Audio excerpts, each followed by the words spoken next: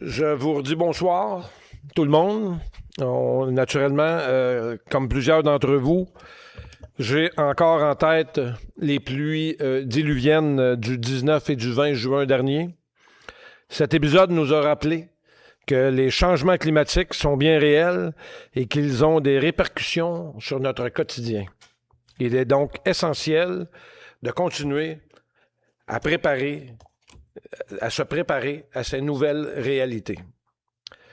Tel que promis, je souhaitais faire un premier bilan de la situation afin que vous soyez au courant de nos analyses, nos constats, ainsi que des mesures que nous évaluons prendre pour améliorer notre résilience à ce type d'événement. Le travail est loin d'être terminé et nous n'avons malheureusement pas toutes les réponses à ce jour. Mais l'objectif, aujourd'hui, et dans les semaines à venir, est de mieux comprendre d'où on vient et surtout où on s'en va. Il est d'ailleurs important de rappeler que les infiltrations d'eau survenues à Delsun, comme dans plusieurs municipalités de la MRC de Roussillon, ont été causées par une saturation du réseau pluvial à la suite de précipitations exceptionnelles à raison de près de 150 mm de pluie tombée en près de 3 heures. Merci de bien faire une distinction entre un refoulement d'égouts sanitaire et pluvial et des infiltrations d'eau. Notre réseau n'a pas été conçu pour ces types de pluies extrêmes. Ceux-ci datent des années 60, 70, 80 et même 90. Même le réseau du secteur des cheminots, le plus jeune quartier à Delsun, qui date des années 2000, avec un grand bassin de rétention, n'a pas suffi pour évacuer toute cette eau tombée si rapidement. Il s'agit d'un événement météorologique d'une ampleur exceptionnelle, susceptible de survenir seulement tous les 100 ans, selon les experts météorologues. Ce qui n'est plus vraiment le cas depuis quelques années. Ça se répète plus souvent. Souvenez-vous des inondations de 2017 et 2019 sur la couronne nord de l'île de Montréal. 2 fois en 2 ans, alors que les prévisions étaient 1 fois maximum aux 100 ans. À Delsun, nous estimons plus de 225 le nombre de résidences qui ont subi des dommages par ces pluies diluviennes. À Sainte-Catherine, on me dit plus de 500 résidences. À Saint-Constant, près de 1500 résidences ont eu à subir la foudre de Dame Nature. À Delsun, le maintien et la mise à niveau de nos infrastructures ne datent pas d'hier. Chaque année, la Ville investit en moyenne 3 millions de dollars sur son réseau, dont 250 000 dollars seulement dans l'entretien préventif et le bon fonctionnement de son réseau pluvial et sanitaire. Cela comprend notamment le nettoyage des conduites, des puisards, l'inspection des réseaux par caméra, l'entretien des stations de pompage, ainsi que le balayage des rues, qui contribue aussi à réduire les sédiments qui se retrouvent dans nos infrastructures.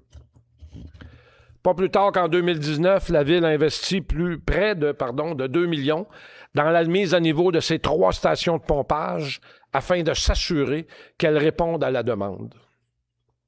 Au-delà de ces entretiens annuels, la Ville réalise également des investissements majeurs afin d'améliorer la résilience à ses infrastructures. Au cours des dernières années, plus de 7 millions de dollars ont notamment été investis pour corriger certains secteurs problématiques, acquérir des équipements essentiels comme des génératrices de soutien à nos stations de pompage, effectuer des travaux de réfection routiers, intégrant la modernisation des infrastructures souterraines et réaliser diverses interventions correctives un peu partout sur le réseau. Bien sûr, les investissements dans nos infrastructures, comme les bassins de rétention, les jardins d'eau, demeurent essentiels. Nous posons aussi d'autres gestes concrets en ce sens. Depuis 2020, la Ville a planté plus de 4 500 arbres, ce qui contribue notamment à mieux absorber l'eau de pluie, en raison d'une moins grande quantité d'asphalte sur le territoire. Le rétrécissement de la rue principale sud, au minimum, est un bel exemple, de gestes pour réduire la captation des eaux pluviales. Mais à eux seuls, ces efforts ne suffisent plus lorsqu'on a des pluies comme on a eu. C'est pourquoi nous poursuivrons nos investissements dans l'inspection, l'entretien et l'amélioration de nos réseaux. Les derniers épisodes de pluie intense nous rappellent que nous devons nous adapter à ces changements climatiques à chacune de nos interventions. Nous souhaitons également renforcer les interventions sur les propriétés privées, notamment en sensibilisant les citoyens à l'importance de l'installation et de l'entretien des clapets anti-retour, en corrigeant les raccordements inversés qui amènent de l'eau parasitaire dans notre réseau et en favorisant le retrait des drains français raccordés aux égouts sanitaires lorsque cela est nécessaire. Les pentes de terrain inversées ou négatives et l'éloignement des sorties des pompes de puisard des fondations sont aussi des interventions peu coûteuses qui contribueront à améliorer notre résilience à ce type d'intempéries. En parallèle, la Ville poursuit ses efforts de sensibilisation auprès de sa population. Tout au long de l'année et particulièrement à l'approche des épisodes de forte pluie, nous diffusons des rappels sur notre site Internet, via le système d'alerte aux citoyens, dans l'Express et sur nos réseaux sociaux, afin d'informer les citoyens des bonnes pratiques à adopter et des précautions à prendre pour mieux protéger leurs propriétés. Une partie de la solution passe aussi par l'adaptation de vos propriétés, qui représente une grande partie de notre territoire. Rappelons d'ailleurs que l'installation d'un clapet anti-retour est une obligation sur l'ensemble du territoire de Delsun, peu importe l'année de construction de votre bâtiment, puisqu'il s'agit d'un moyen reconnu pour limiter les risques de refoulement. Le prolongement des gouttières à 1,5 mètre de la fondation d'une résidence demeure une autre solution. Le gouvernement du Québec entend aussi soutenir les propriétaires dans cette démarche.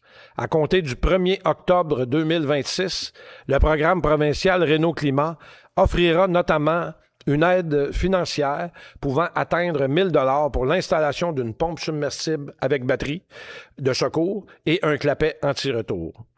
D'autres aides financières seront aussi offertes pour l'évaluation des risques et la réalisation de travaux visant à mieux protéger les habitations contre les fortes pluies, comme nous avons vécu.